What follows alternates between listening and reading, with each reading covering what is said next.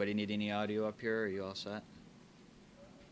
Give it a test there, Paul. Check 1 2, check 1 2, test 1 2. Well, we probably want to test from over here closer to this mic. Is this mic working? Yep. All right, all set on audio? All right, well, thank you all for coming out today. I just wanted to share our experience from going to the border down there with Mexico. And I think the thing that was most interesting to me is how much it seems like this whole process is organized. It seems almost like on our side of the aisle in America, it's kind of like a welcoming committee. You have the Texas National Guard, the Border Patrol, the people who are giving the security down there. They are doing a better job, and they're deterring a lot to where people are going across the border into Arizona or California now. But people are still able to get in through Texas, and they actually don't try to evade the Texas National Guard or the Border Patrol. The people who are coming over, as long as they're not dangerous people, they oftentimes actually will approach the Texas National Guard for assistance in their process to come over here. It is in the more rural areas between Del Rio and Eagle Pass where we did spend some time, where some of the more dangerous people will try to sneak across through the rural areas. And of course, people are paying anywhere between $2,000 up to $15,000, $20,000, $30,000 to illegally cross the border. The more high profile the person is, the more they tend to have to pay the coyotes, and the more they go to the rural area. And it's also important to know a lot of the more dangerous people we heard from talking with people in the community down there in the Eagle Pass and their surrounding area are people coming from countries other than Mexico, whether it's Venezuela, Colombia, the Middle East, China. People are coming from 140, 150 different countries using Mexico as their direction to come through across the border down there. And I think that we should assess how our immigration policies are failing our nation. I believe that an open border policy with welfare programs and incentives to come across illegally is incentivizing people. It's not only a taxpayer problem, but it's also a national security issue. If you come over, you should come over legally, and we should not disincentivize coming over legally. If you come over legally, it shouldn't take you 5 years and 8 months to go through the process. We should have a pathway to citizenship that's much faster. Something like a background check, I think, should be considered. And if you pass that background check, you're allowed to come over. That's the American dream. Free markets, equal opportunity, the opportunity to provide for yourself and your family. That's what America is all about.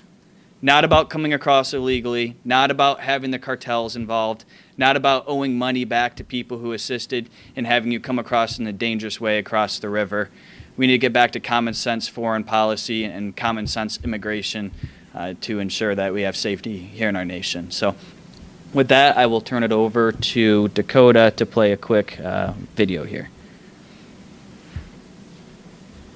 Not only in the states most heavily affected, but in every place in this country we're widely disturbed by the large numbers of illegal aliens entering our country.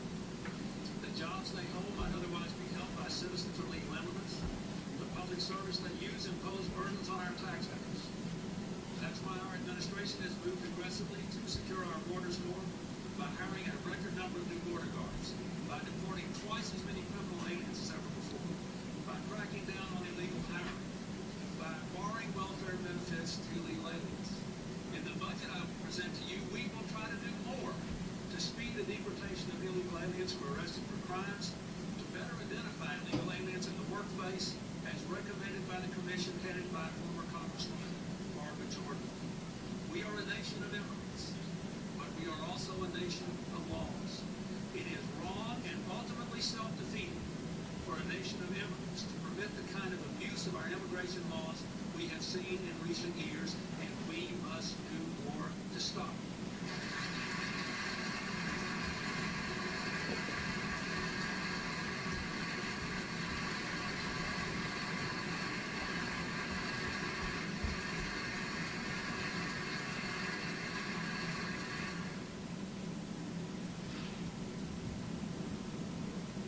A top priority in my first year as president, not only because we have an obligation to secure our borders and get control of who comes in and out of our country, not only because we have to crack down on employers who are abusing undocumented immigrants instead of hiring citizens, but because we have to finally bring undocumented immigrants out of the shelters.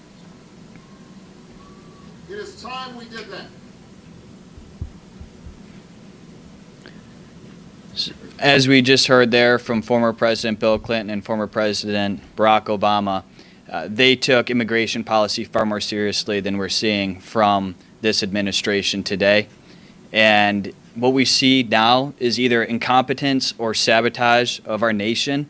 We need to, as a state of Michigan and throughout our country, take this issue seriously. And what we've seen is failure from our administration.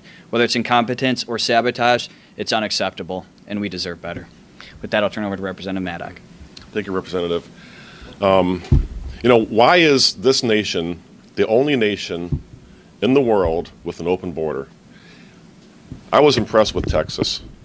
Texas did a great job, and if every single border state did what Texas did, we would have a marginally secure border. When we were there, we saw the aftermath of what I call a giant crime scene. What I mean by that is when you actually walk near the border, you can see mountains of clothing, bras, underwear, all types of garments. I call it the world's largest outdoor Salvation Army. Piles and piles of clothes. And that's pretty eerie. But Texas has done a pretty good job. There was a point when, before they sent National Guards down to Texas, when we had about 70,000 people crossing the border in this region every week. And there's still remnants of that. When we started asking questions about this federal processing center, we had people come out with guns. Not drawn guns, but they were rather intimidating when we started asking questions. And I think the Democrat Party has taken a 180-degree turn over what we saw previous administrations' view on border security. I think we have open borders. I think it's a very dangerous thing. Granted, we were told that, and we saw some people cross that were not necessarily dangerous people, but we also know that there's very dangerous people crossing the border. And another aspect that I found quite revealing was the fact that this is a giant money trail. There is so much money involved in human trafficking across our borders, whether it be through the dozens of nonprofits that we as taxpayers pay to relocate these people, between $4,000 to $10,000 each. That's still happening today. The coyotes are charging exorbitant fees, call them the fees, import fees, and a lot of these people, when they come to the United States, are being forced into an underground criminal economy because they can't get jobs, and they're being forced to pay the coyotes back, etc. Another interesting tidbit that I learned is oftentimes when the coyotes have a high priority client, a first class passenger, they will often send 30 or 40 third class passengers, low fare payers, across the border to tie up immigration, or to tie up the Border Patrol, and then they would basically flood the Border Patrol with these low-paying immigrants, invaders, to get the high-priority invaders across the border. And oftentimes these high-priority people that they're paying are often the bad people. So they will actually use good people to get the criminals to occupy border security, Border Patrol, to get the bad people across. And that was pretty astounding. Representative DeSena. Thank you, Representative. My district covers south of Detroit Metro Airport, and sanctuary cities and sanctuary counties are very high on the list of issues for me. Being from Monroe, the area between Toledo, Ohio, and Detroit is a human trafficking hub, and there is a lot of human trafficking going on currently. So we want to enforce our laws. We don't want to create sanctuary cities or sanctuary counties where people can be free from our laws. That's a big issue here is these people are coming to our country, and then we're giving them sanctuary from our laws, which the people of my district do not want that, and they know the risk. They know the risks to our communities. And like Representative Maddock said, a large percentage of these people that are coming through are friendly and mean no harm. But if even 1% to 2% of the people coming through mean harm to Americans or are not willing to obey our laws, it's going to be very detrimental for my district and for the state of Michigan. Thank you. Thank you, Representative. This trip that Representative Cara and Representative Maddock and myself took was quite a highlight, probably the highlight of my political career so far. I think the thing that was unique about us is, down in Shelby Park, they have a media tent set up with all the bells and whistles there. But that's not what we went there for. We didn't even stop there. We drove right by there, and they said, Fox News has been there for, I forget now, a month or two. They're there every day. We went down there to see the things that nobody else sees, to look for the things that nobody else is interested in looking for. We didn't go down there for a bunch of photo ops and to rub elbows with a bunch of who's who's. We went to truly see what was going on, and we were very successful in that. I kind of am a little bit proud of the fact that we were short-term celebrities in Texas. There was nowhere we were going. We couldn't have picked a better vehicle. We had a black SUV that we were driving around in, and people were just like, what are these guys up to? I mean, they're here at 11:30 at night. They're here early in the morning.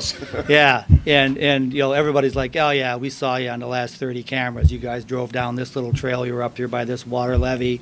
And so that was great. It was a great experience to see that. And as the other representatives have already mentioned, unfortunately, I don't see that anybody really wants this situation to end. There's so much money involved in it. I know people, so I live in Charlevoix. I'm from northern Michigan. My district is the House District 107. And I got a little flack from people at home. They're like, what on earth are you doing down in Texas? What do we care about Texas? That's their problem. It's not their problem. It's our problem. Michigan, as far north, confirmed as far north as Traverse City. There's been people that have been bussed into Traverse City. People have been bussed into the Grand Rapids area and other parts of the state. As Representative DeSena mentioned, in Detroit, the homeless shelters there are completely overrun by the illegals that the homeless people don't even have a place to stay now. And so this is a problem for the whole country, not just those states that are on the border themselves. So, we went there to bring awareness to it, and I believe we've done that. And I was glad to be a part of it. And I think at this point we're going to open it to questions. I'm with State Capitol Reporter with WLS Lansing, WNM in Saginaw, and LUC in UP. So, just one of the things that a lot of people, have been talking about is just with the things like infrastructure, like roads and maybe like teacher pensions. There's a lot of things that need money and resources in the state. I guess what would be your response to why do you feel like sending National Guard troops down to the southern border is so important? So we had conversations with many National Guards people, and a lot of them were from Texas. They were from towns not too far from the border. And one thing they told us that we were not aware of is the fact that a lot of these immigrants are coming over, and they are not taking over our schools, but they are, our classrooms in that area are overcrowded. So there's a tremendous amount of stress put on our local school systems down there too. And that's going to happen wherever these immigrants are being shipped. It's going to affect our education system with our children, because if you have 65, 70 students in a classroom when you should have 30, our schools have to accommodate these immigrants too. So that is another important factor that we learned too. If the situation that you saw when you were down there is, why not support the Senate immigration deal, especially in terms of the money that it would have provided for, say, the asylum seeking process, the processing? I mean, there would have been a vast, huge increase in that budget to process these asylum seekers faster and help to provide what you were talking about at the very beginning, which is find a safe, quick, legal way to citizenship, or to process their asylum claims and send them back. Can I take this one?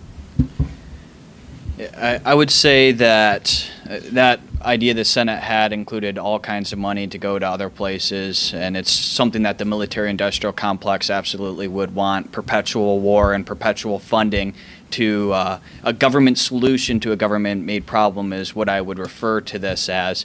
If we just quit giving the free handouts, if we quit incentivizing illegal immigration, if we quit giving them all kinds of credit cards or housing assistance. If those things aren't happening, phones.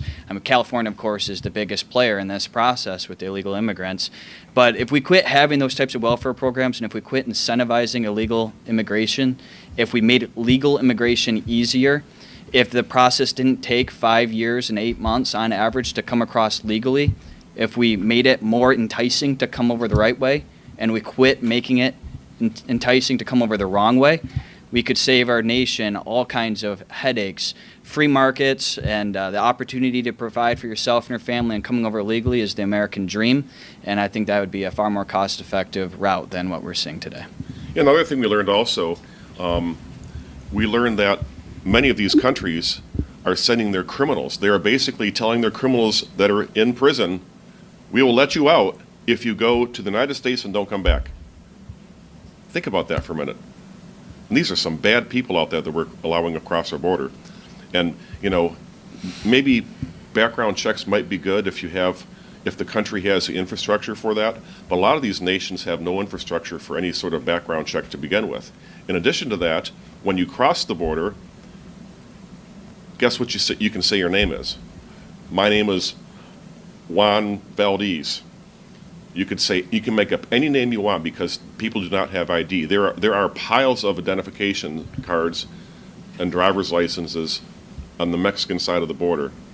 People drop their ID, they come to the United States, and they have a new life and a new name, and they can make up anything they want. And that's how it is under the current process. But if we were to vet these people, make sure they're safe before they come over, they're not going to lose their ID before coming over because they're going to want to prove, look, I am innocent. I have this for you. I can show you America. Right. I have a clean record.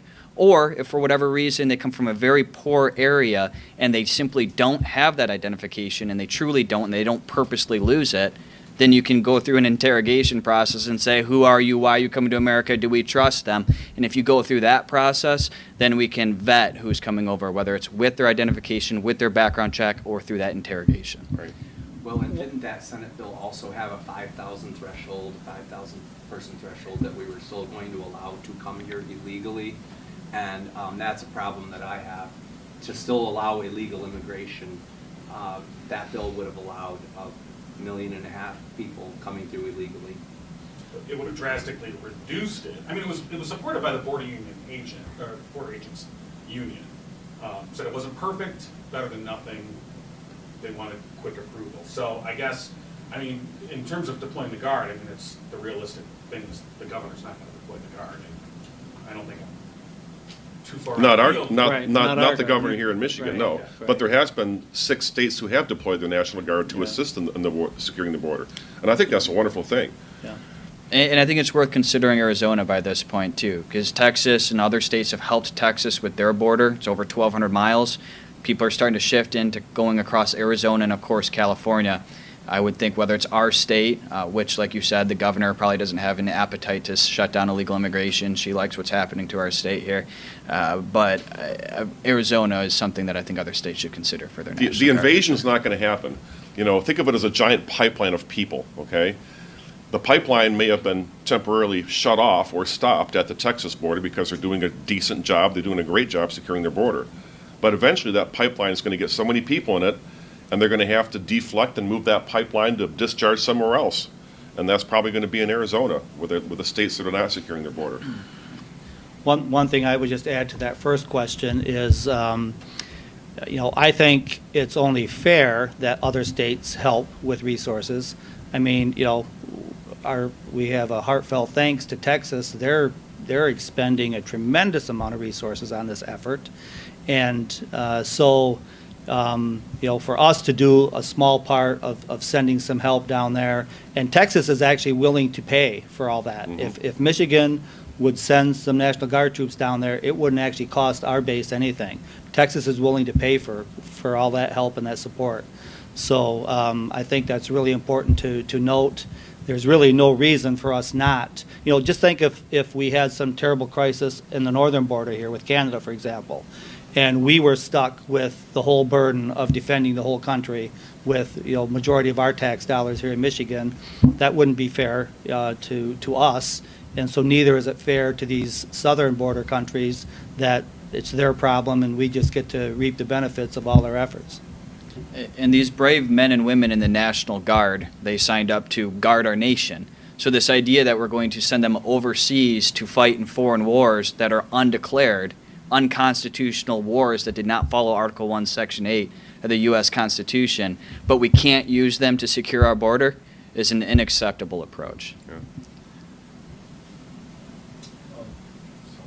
Just regarding your statements earlier about wanting to use your path to citizenship, it feels like that's been a talking point we've seen for a long time on both sides of the aisle from different voices. Why do you feel like that's taken so long, and how much daylight is there between what you're saying when you say you want to use your path to citizenship, or then when President Obama said he wants to use your path to citizenship, and whenever he said that, would explain? Yeah, I believe that's the American dream, and part of the problem we have with the backlogs to where it's 5 years and 8 months on average is because there's quotas on the number of people who can come over legally.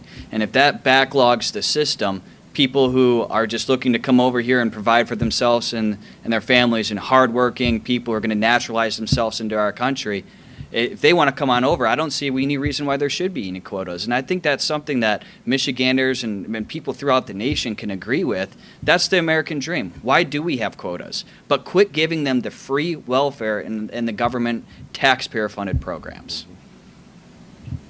That kind of dovetails to the question I had. Again, I'm with Zach here, Gray TV, NEM, ILX, and LUC. What, in your estimation, is the right amount of immigration? If the spectrum is, 1 million a year through legal immigration and just this open door, everybody come in, where do we want to land? The right number is what the invisible hand of a free market would determine it to be. Good question.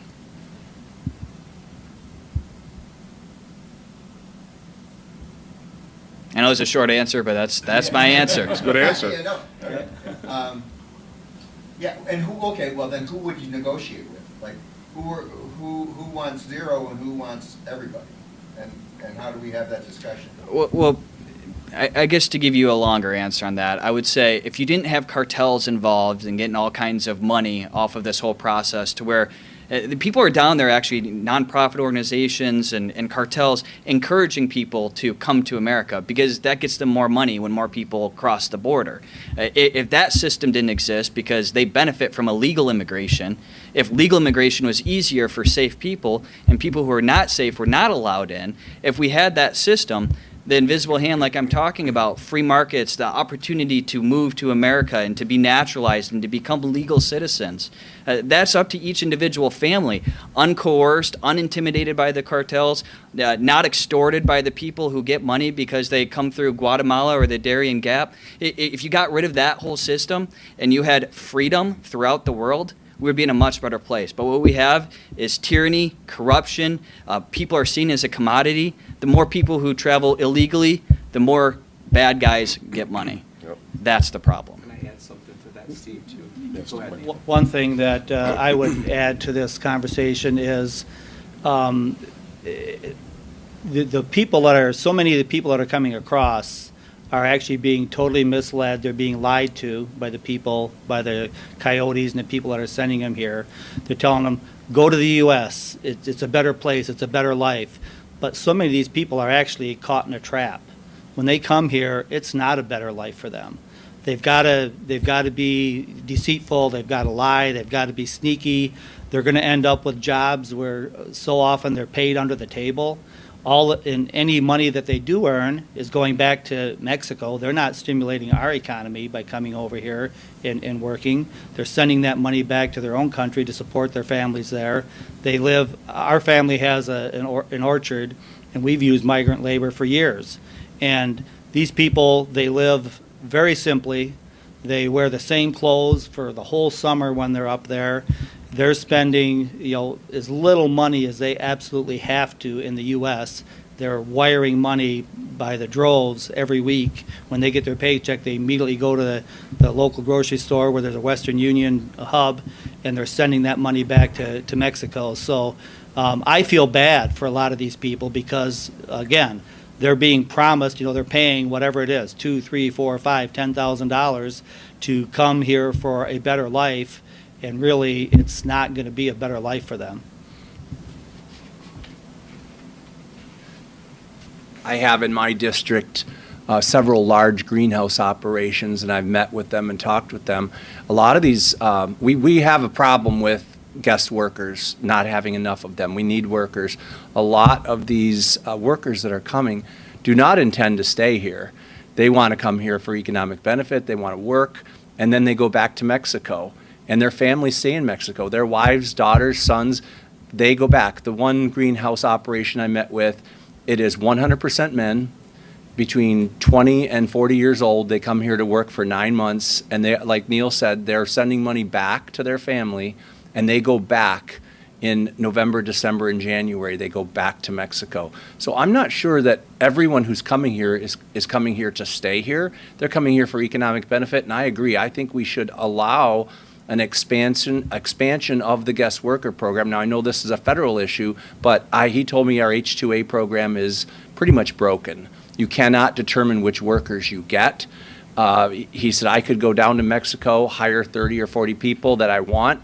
The federal government doesn't allow me to do that. I have to take a random group of 20, and half of them may work out, half of them may not, and it's a real problem for our agricultural industry.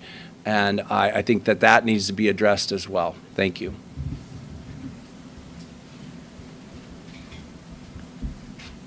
Any other questions?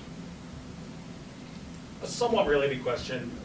What do you think about the sanctions that were levied against Representative Shriver based on his posting about the great replacement hearing? I believe that a controversial post that was made on social media is nothing in comparison to the fact that Democrats voted for a racist budget last term. Section 1017 of the budget last term, if you want to look into that, it was $10 million in grant money. And in order to qualify for that grant program, it was based on qualification of your skin color. If you were a minority person, you were eligible for this grant program. If you were a Caucasian, you were not eligible for this program. That by race or racism is to determining whether or not you have eligibility for a grant program as a small business. I think that had no place in a budget here in the state of Michigan. Every Democrat voted for it. It was a racist budget. They should have taken that $10 million out of there. It's inexcusable. How does it relate back to the great replacement hearing, which posits that it's a purposeful allowing of illegals to cross the border? Well, yeah. Representative Shriver making the post that he did and making his argument, you could ask him why he made it. But I'm not trying to say whether or not I would have made that post. But if he's going to post something controversial, that's his decision to make.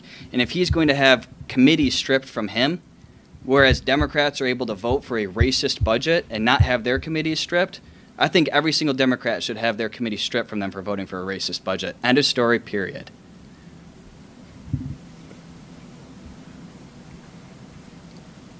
Thanks for coming. Thank you all. Thank you. Thank you.